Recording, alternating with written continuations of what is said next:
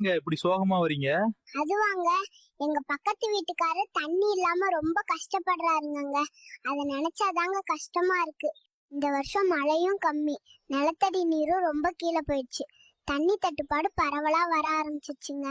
நம்ம மழை நீர் சேகரிப்பு தொட்டி கட்டியிருந்தா இந்த கஷ்டம் வந்திருக்காதுங்க.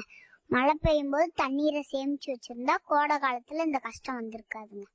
மழை பெய்யும் போது அந்த தண்ணி எல்லாம் சேர்த்து வச்சிருந்தா சம்மர் டைம்ல எல்லாத்துக்கும் யூஸ் ஆயிருக்கும். மழை நீர் சேமிப்புங்கிறது வெறும் சேமிப்பு மட்டும் இல்லைங்க, அது நம்மளோட கடமைங்க. நம்ம எதிர்கால தலைமுறைக்கு நாம விட்டுட்டு போகக்கூடிய ஒரு மிகப்பெரிய சொத்துங்க. மழை வந்தா நம்ம எல்லாம் சந்தோஷப்படுறோம், ஆனா அந்த தண்ணி கடல்ல தான் போய் சேருது. நம்ம வீட்டுல தொட்டி கட்டி தண்ணி பிடிச்சு வச்சுக்கலாமே.